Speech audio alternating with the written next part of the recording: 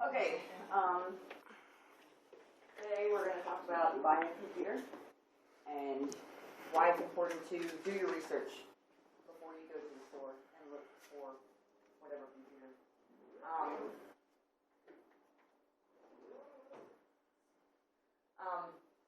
Before you go to the store, you really need to look at what you want.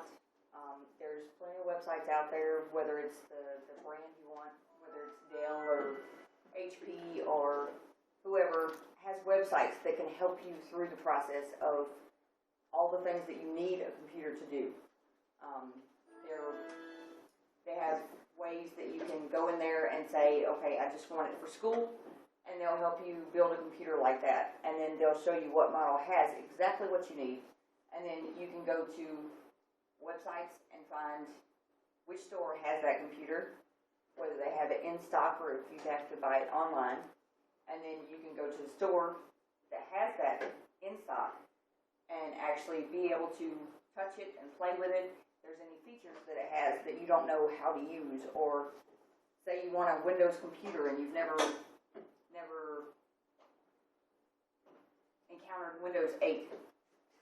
You could go to the store. Anyway, you can go to the store and actually play around with it and make sure that that's exactly what you want before you buy it. And most of the time when you go to the store, if you don't know what you're looking for, a sales associate can talk you into buying something that's not going to help you at all. It may be good in an area that they think is a good idea to have, but it may not be what you need. So you really have to comparison shop. You have to look at how much space you need, whether if you're going to be downloading a lot of videos or music or pictures or any of that, you need a lot of space.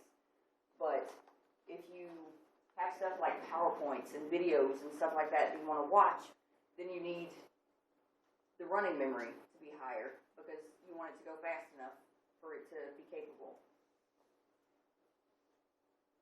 You have plenty of options to choose from. You have laptops, desktops, tablets. You can choose between Windows and Mac. And then you have, once you've chosen between all of that, then you want to look at hard drive size. You want to look at the software included. Say you find a computer you want that also comes with Windows or with Office already installed on it. That saves you $100 right there. And then price. You go online, you comparison shop between stores, make sure that you're getting the best price possible. And like I said, some of them have software included where you're going to save money on one rather than the other. And then hardware, if you need a CD drive, make sure that it has one. If you need a DVD drive, make sure you have one. Make sure that it has everything that you need before you go to the store.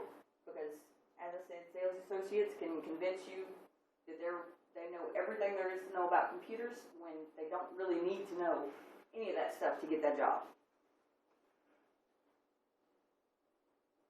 Basically, this is how you would comparison shop. You look at all the features and price at each store and come up with whichever one fits your budget. You come up with which one fits your needs, and then you go to the store and make sure that that store's got what you need.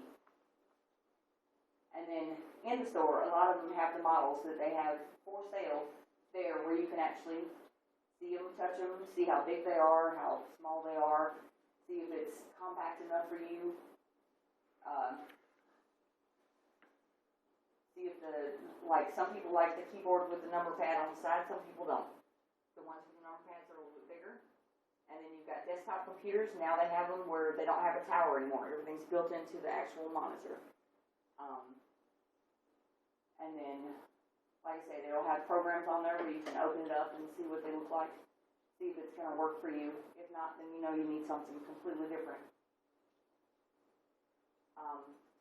So like I said, just make sure that you do your research before you go to the store to buy a computer. Because if not, you may walk away with something that really does not help in any way. It's either too slow or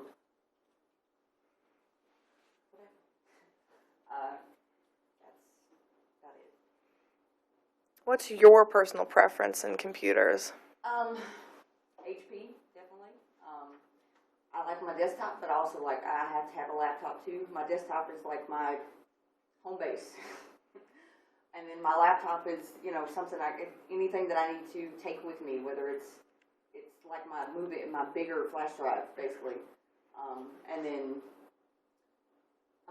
one of the research that I did do, one thing that I learned in my computer class is that if you, when you buy a computer between an Intel and an AMD processor, you want to go with Intel if you want it to last longer. It's going to be a little more expensive, but you're paying for it to last longer. The AMD can be just as good as the Intel, but it's only meant to last a couple of years, whereas the Intel is meant to last up to 5. So definitely one of those. How long have you had it? I've had computers for about 12 years now, and I go through them not quickly, but not too fast either. Right now I actually have about 5 computers in my house. What's your personal opinion on the new fad where you don't really have your desktop or your laptop, you have the new... See, I can't go without my desktop, because like I said, that's like my main hub. If all of my, it's like my backup, I guess you could say. All my videos are on there, all my music is on there, all my pictures are on there. I have backup CDs for it, but all of my stuff is there so that I don't have to load down all of that stuff on my Kindle or my laptop or any of that stuff. I can just pull off what I want that day or that week, put it on there, and then take it off later, because those don't have near as much memory as a desktop does. So I prefer to have my desktop, and then I could do without my laptop, but my desktop I have to have. So. You were speaking earlier about Windows 8.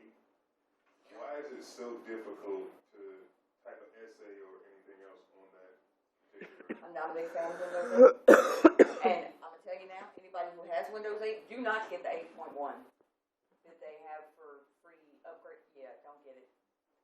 Don't get it. All of my computers will not connect to the internet after I did it.